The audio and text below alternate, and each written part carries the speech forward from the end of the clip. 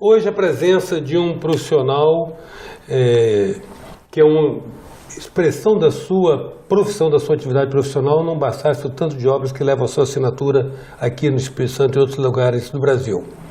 Eu me refiro ao arquiteto Gregório Rhapsody, com quem eu vou conversar agora. Gregório, você já esteve comigo em outros programas, em outras emissoras, em outros locais, e discutimos na época as questões de tendências e da ciência e arte da arquitetura, né, que ela embute os dois elementos. Né? Exatamente. Agora me diga uma coisa, a arquitetura é um conhecimento técnico especializado suscetível de modismos, de tendências, de influências? É suscetível de tendências, né? Agora, o modismo estaria fora da arquitetura, porque a arquitetura é uma coisa que ela tem que ser um documento da sua época, tá? E ao mesmo tempo ela escreve a história. Entendeu? Então, quer dizer, isso é muito importante. Então, a gente não pode fazer uma coisa que, vamos dizer assim, o ano que vem já não vai poder ser feita mais. Não é bem por aí o caminho. E as pessoas não têm condição de ficar reformando os seus espaços que vivem, seja que habitam, seja a casa, trabalho que for, todo ano, por causa da questão dos custos. Então, a arquitetura, a tendência é para onde o mundo caminha, para onde a humanidade está caminhando, no sentido de segurança, no sentido de viver melhor, no sentido de quais materiais oferecem melhor qualidade para o ser humano produzir, trabalhar. Mas de qualquer maneira ela data, né? Porque, por exemplo, você fala de Miami, por exemplo, você vê aquela coisa, quando você vê aquelas coisas... Art Deco, exatamente. A arquitetura, na verdade, é um documento da história e, ao mesmo tempo, ela escreve a própria história. Quando o Oscar, por exemplo, Oscar Niemeyer fez Brasília, você vê claramente que aqueles anos 60, quando foi inaugurado. Né? Ele fez o projeto antes dos anos 60.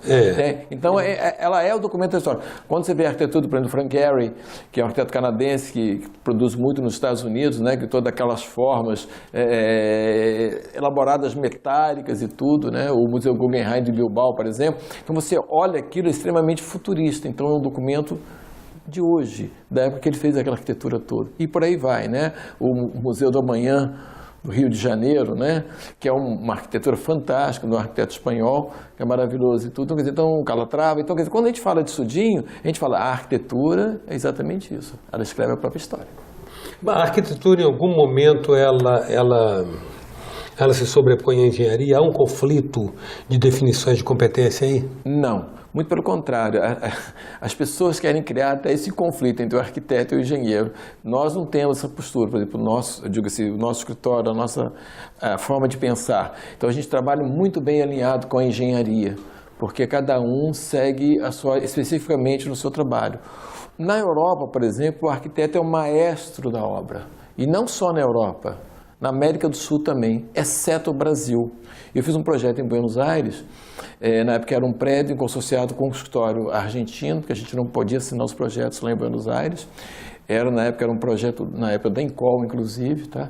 Então é o seguinte, quando nós fomos para Buenos Aires e fomos reunir ao escritório e fomos à obra, a coisa que mais me impressionou é que quando nós chegamos na obra, existe um staff, né? Vários profissionais, o calculista, o engenheiro de a parte elétrica, a parte hidráulica, a parte de incêndio, a parte de fundação, os mestres de obras principais, de acabamento, de execução de estrutura e tudo, estavam todos aguardando quem? O arquiteto argentino e nós, os arquitetos brasileiros, que iam fazer. E eu descobri uma coisa muito interessante, que era nós que éramos o maestro da obra inteira. Mas tem uma lógica nisso, né? Porque, na verdade, vocês definem a forma, né? A forma e o conteúdo, tudo. O arquiteto define tudo. Pois é, a engenharia vai caber nesse caso...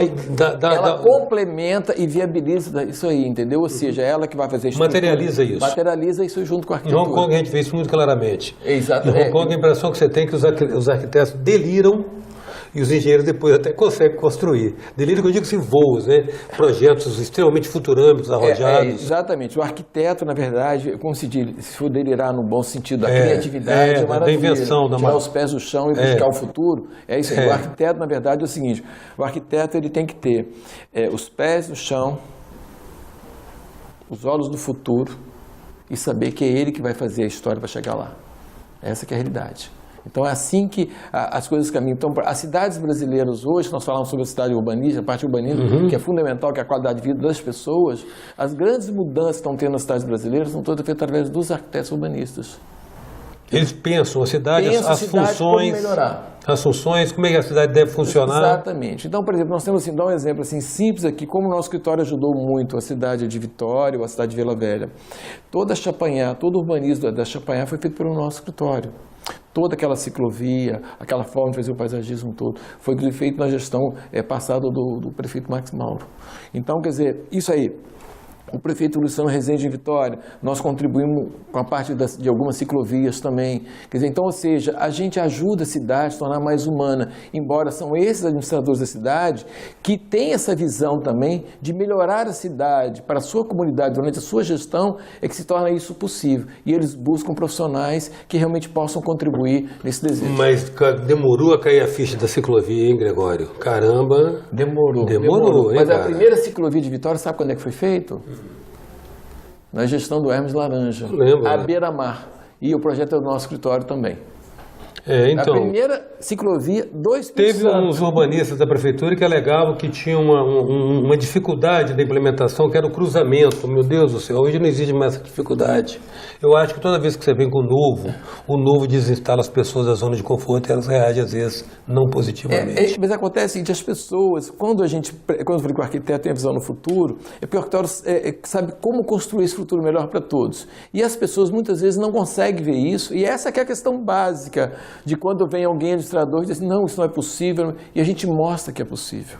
O que é importante é que os gestores da cidade, seja o prefeito, secretário e tudo, acreditem na competência dos profissionais de arquitetura e urbanismo, para mudar as cidades brasileiras. Porque o fundamental hoje é resgatar a qualidade de vida nas grandes cidades brasileiras, que está se perdendo muito rápido.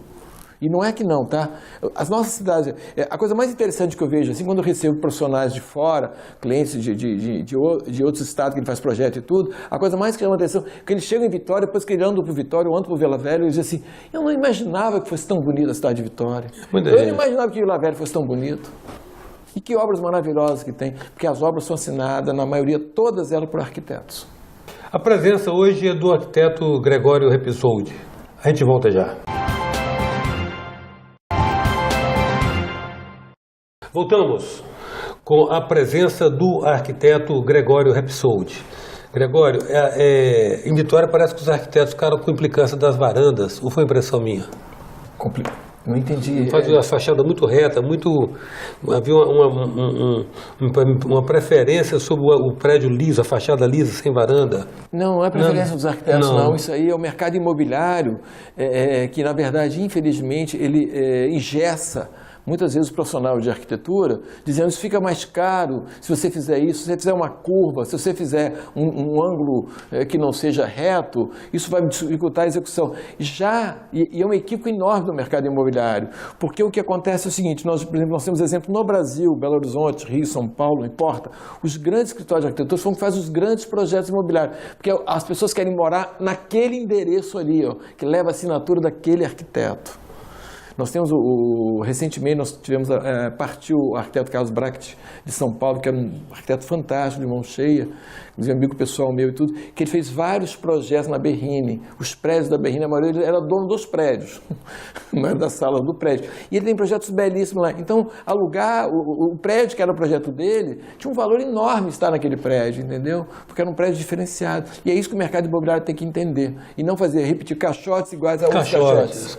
Exatamente. Então, nós temos que pensar que as pessoas, ninguém é igual a ninguém, ninguém pensa igual a ninguém. Mas deixa eu te fazer uma provocação sobre isso por causa da ditadura do custo do imóvel. Tem um economista, essa tese não é do arquiteto nem de um engenheiro, é do economista. Mas um economista muito humanista. Ele defende a tese de que quando você comprime uma família em determinado espaço residencial, dependendo do espaço e dentro de uma teoria de espaço vital, você cria uma zona de tensão, uma área de pressão emocional muito grande. Você imagina uma família de 4 elementos ou 5 pessoas vivendo no espaço de 60 metros quadrados. O confinamento num espaço apertado potencializa a tensão. Claro, então, nesse sentido eu concordo plenamente com você. Agora, como é que você resolve, vamos dizer assim, quebrar essa tensão? Com a qualidade do espaço. Ou seja, eu não entro no seu espaço e não interfiro na sua atividade, mas o espaço é muito bom e comporta a sua atividade e a minha.